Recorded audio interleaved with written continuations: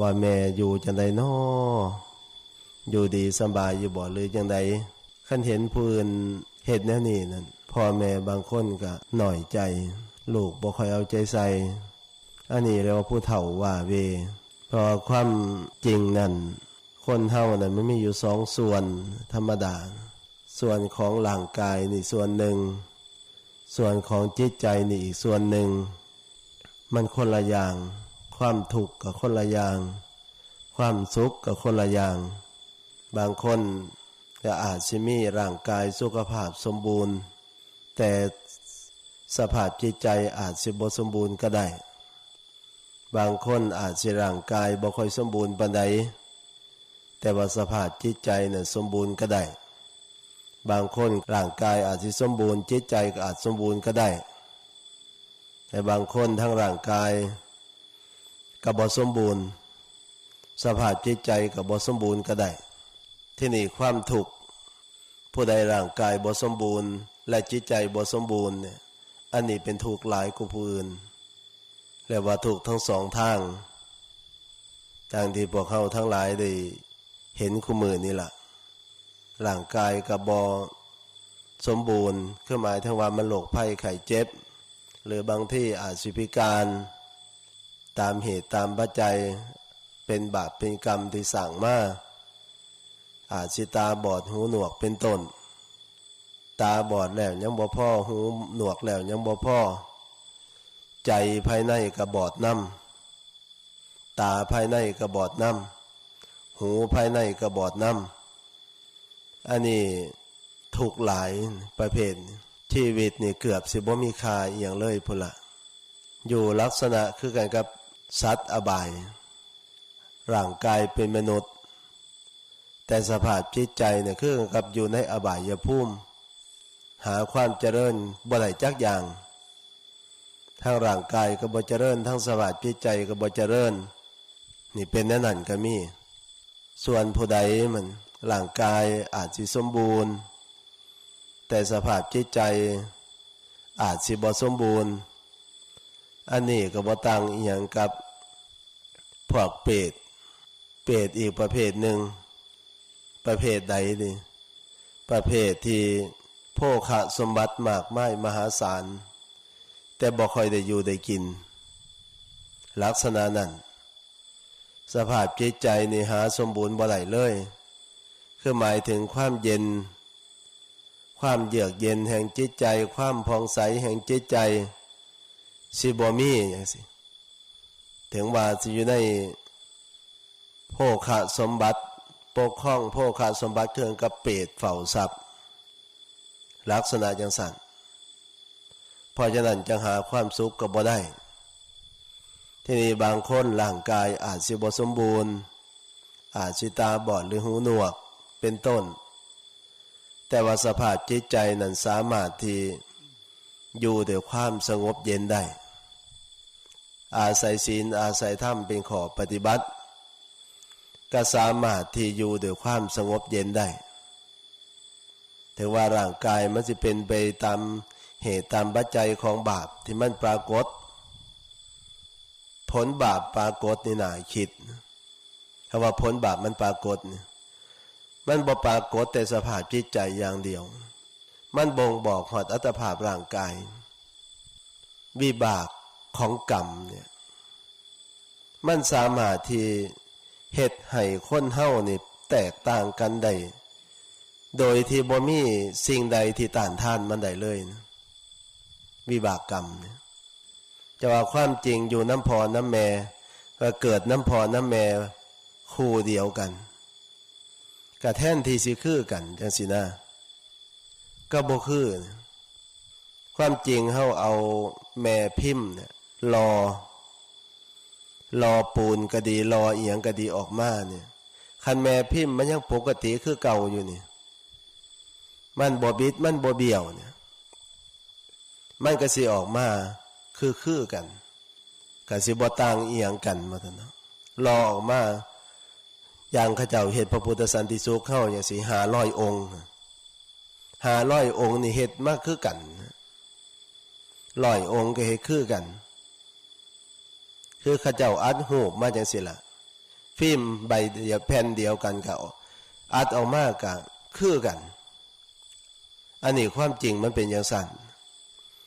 แต่ว่าคนเฮานี่แม่พิมพ์อันเดียวกันแม่คนเดียวกันคนหนึ่งเป็นหญิงคนหนึ่งเป็นชายคนหนึ่งสูงคนหนึ่งต่ำคนหนึ่งดำคนหนึ่งขาวคนหนึ่งร่างกายสมบูรณ์คนหนึ่งอาจจะร่างกายไม่ค่อยสมบูรณ์คนหนึ่งอาจสภาพจิตใจเยือกเย็นแต่คนหนึ่งอาจจะมีสภาพจิตใจที่เป็นทุกข์เดือดร้อนจังสันก็มีความจริงแม่ผู้เดียวกันเนี่ยก็น่าสิคือกันแน่อยู่บ่น่าสิแตกต่างกันหลายแต่ว่าคนเฮาเนี่ยมันบ่ได้ว่าบ่ได้หมายความว่าเฮามันอยู่ในแบบพิมพ์อันเดียวกันบ่แม่นแม่เนี่ยเป็นผู้สร้างความจริงนะแม่บ่ได้สร้างลูกพ่อก็บ่ได้สร้างลูกแต่ว่าปรารถนาอยากได้ลูกคือกันทั้งพ่อทั้งแม่พ่อก็ปรารถนาแม่ก็ปรารถนาอยากได้ลูกแต่ว่าพ่อนี่ก็เลือกบ่ได้แม่ก็เลือกบ่ได้คันพ่อแม่เฮาสร้างจริงนะสร้างเองอีหลีนั่นเพิ่นก็คือสิบ่สร้างเฮาออกมาแล้วลำบากดอกเพราะว่าความหักของพ่อของแม่นี่ปรารถนาเป็นอย่างมากคือความสุขภาพกายสุขภาพจิตของลูกสมบูรณ์พ่อแม่จะต้องสร้างอยากให้ลูกนี่มีความเจริญทั้งร่างกายและจิตใจอันนี้คือความปรารถนาของพ่อของแม่คันเพิ่นสร้างเองอีหลีนั่นทั้งพ่อทั้งแม่นั่นเพิ่นก็สิเฮ็ดให้พวกเฮาทั้งหลายนี่เป็นผู้มีความงดงามบ่มีหม่องติพุ่นล่ะสมใจพ่อสมใจแม่ที่เพิ่นฮักเพิ่นแพงที่เพิ่นถนอมมาแต่ว่ามันบ่เป็นจังซั่นความจริงถึงแม้ว่าเฮาทั้งเบิดนี่แหละอาศัยสัมภวธาตุของบิดามารดาสัมภวธาตุของบิดามารดานี่บวกกันแล้วก็เป็นเหตุเป็นปัจจัยให้วิญญาณคือวิญญาณของผู้ที่จะมาเกิดนะสามารถที่จะเกิดได้คันสัมภวธาตุของพ่อของแม่บ่สมบูรณ์บ่มีสิทธิ์สิเกิดคันพ่อผู้ใดสร้างบาปมาแม่ผู้ใดสร้างบาปมาย้อนไปกินแต่ลูกเขาพบก่อนชาติก่อนเนี่ยขาแต่ลูกนกลูกหนูลูกปูลูกปลาขาแต่ลูกกบลูกเขียดขาสารพัดขาลูกเขานั่นกินไข่เขาแหละยังบ่พ่อกินหอดแม่เขาก็มีทั้งเถื่อคันทำกรรมตัวนี้มาบาปกรรมตัวนี้มันให้ผลกระเสียเพศแต่พ่อแม่นั่นเป็นหมันบ่สามารถที่ได้ลูกอีกนี่ชาดกอันนี้มีมากมายอยู่ในพระไตรปิฎกพุทธเจ้าพระองค์ทรงยกมาเป็นตัวอย่างให้เนื้อความนี่กระจ่างชัดเจนแต่ว่าพ่อแม่เพิ่นบ่สามารถที่เฮ็ดจังซั่นได้ลูกเกิดมาจังได๋พ่อแม่ก็ต้องหักต้องแพงบางเทื่อนี่พิการเนี่ยพ่อแม่ยิ่งสงสารหลายกว่าผู้อื่นพ่อแม่ก็ยิ่งสงสารหลายเพราะว่าซอยตัวเองบ่ได้บางเทื่อก็ดีพ่อแม่จะต้องเอาจิตเอาใจเป็นพิเศษย่านลูกหน่อยเนื้อตำใจย่านลูกบ่สบายจิตสบายใจอันนี้คือความหักของพ่อของแม่แพงปานดวงตาดวงใจจะว่าเห็นพ่อแม่บางคนเนี่ยเมื่อบ้านแต่ละเทื่อเนี่ยผ้าเน้นเข้าไปเยี่ยมบางเทื่อมีโอกาสไปเยี่ยมโยมป่าจันส่วนยายน่ะก็เป็นเสียสักข้างหนึ่งย่างบ่ได้แขนก็ใส่ได้ข้างเดียวบัดนี้มีหลานผู้หนึ่งเกิดขึ้นมาพอก็หนีซะหนีจากให้แม่เป็นผู้เบิ่งลูกนี่พอบางคนมันก็เป็นนั่นพอหนีไปแล้วนะลูกแรกๆมันก็สมบูรณ์แน่อยู่ พอมันไข่ขึ้นมาแล้วจะมันเป็นอันใดบัดนี้ก็เลยเป็นเหตุให้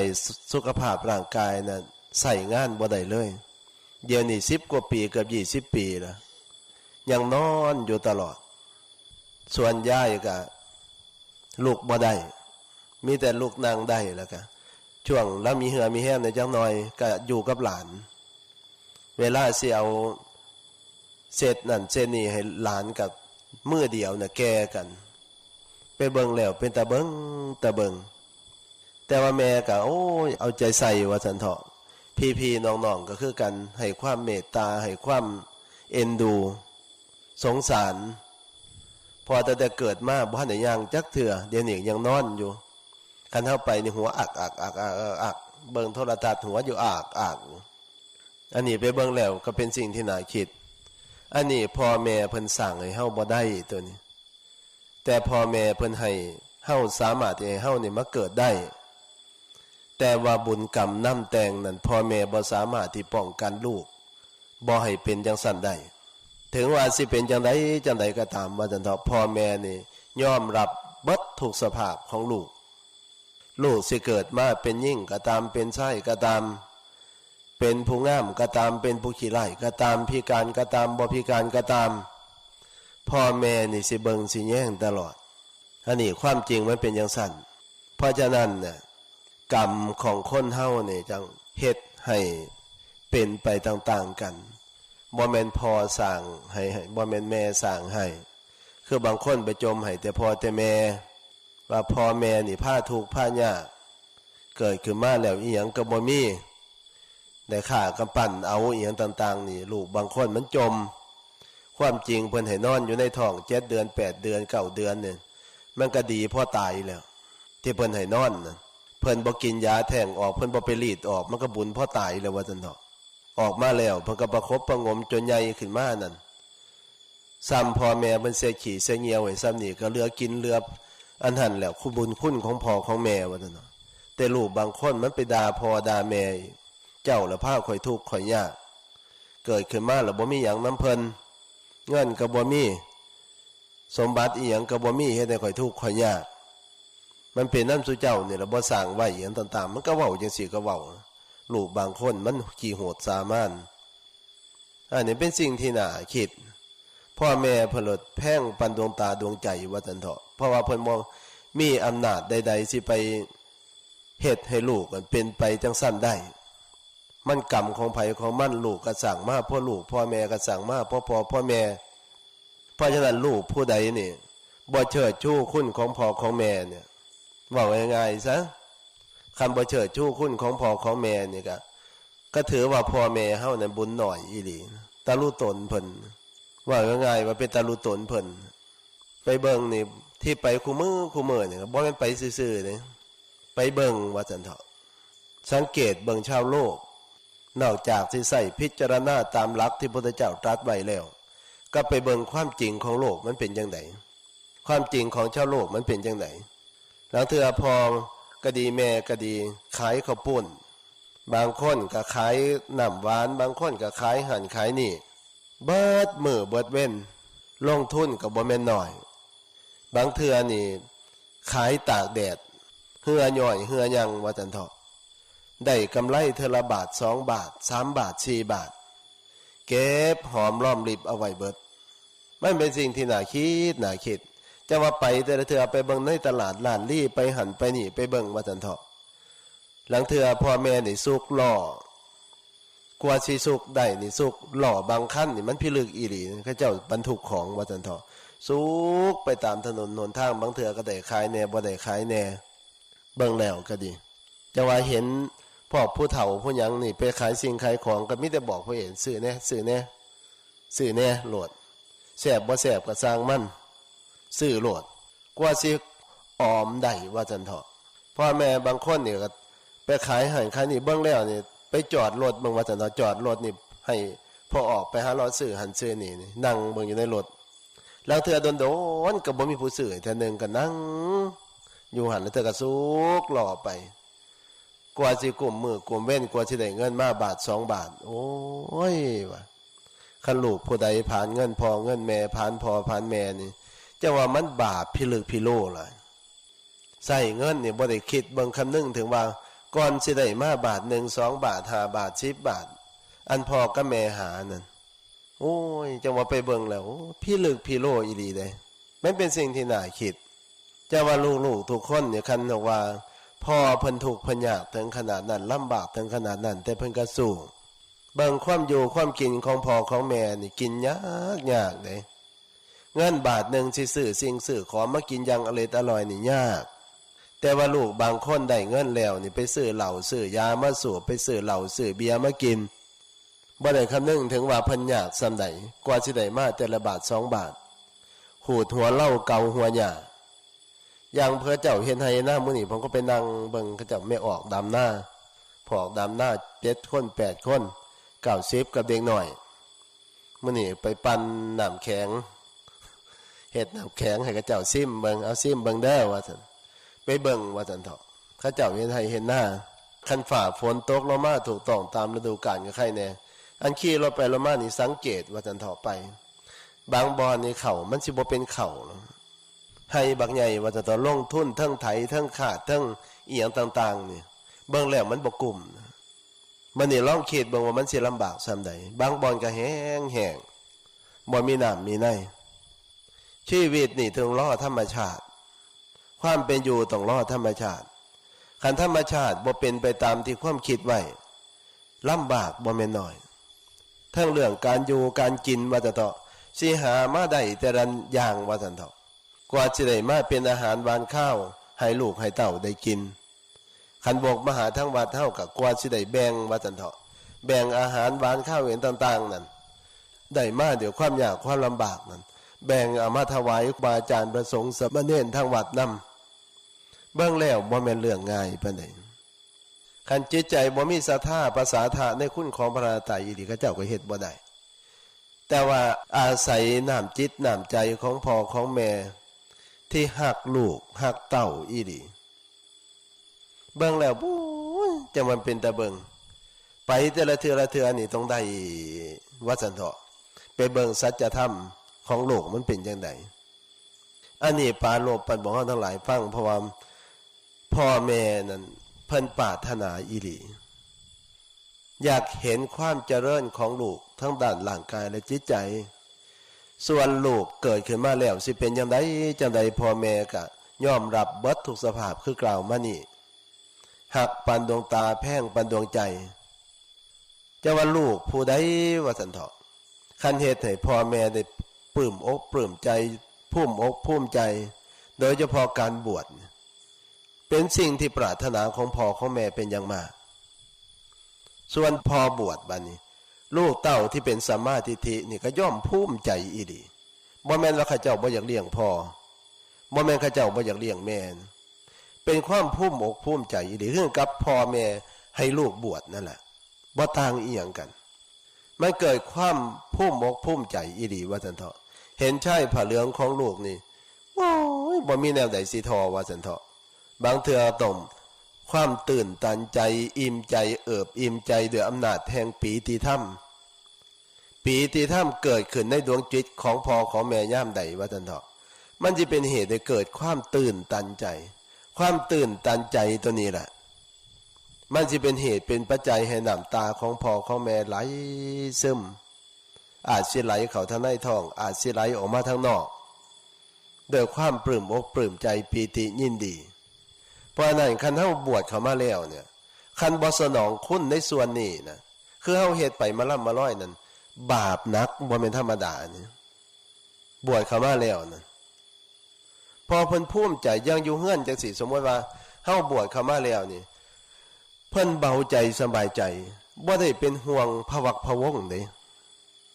ว่าโอ้ยเข้าสู่ร่มผ้ากาสาวพัดแล้วเป็นสิ่งที่ประทับจิตประทับใจเลยว่าห่วงกะเศร้าห่วงเพราะว่าบ่ได้ไปใส่มาใส่บ่ได้ขี่รถไปหันไปนี่สิเกิดพะวักพะวงคันเฮาเป็นโยมอยู่บัดนี้คันลงเฮือนไปปัดเนี่ยความวิตกกังวลย่อมเกิดขึ้นแก่พ่อแก่แม่ทันทีพ่อแม่บางคนที่หักลูกมากก็ยิ่งนอนบ่หลับคันลูกบ่กลับมาก็ต้องเป็นห่วงอยู่อย่างสั่นว่าซั่นเถาะ คันขี่รถไปปุ๊บโอ้ยลูกเฮาคันลูกผู้ใดบ่กินเหล้าเมายาก็สิมีความทุกข์อีกแบบหนึ่งคันลูกผู้ใดกินเหล้าเมายาอีกบัดนี้ยิ่งเพิ่มความทุกข์อย่างมหาศาลเกิดขึ้นในจิตใจของพ่อของแม่คันลูกผู้ใดดีๆจังสิเพิ่นก็มีความทุกข์อีกแบบหนึ่งถึงว่าลูกสิไปคอยไปงามก็ตามแต่ว่าความเป็นห่วงนั่น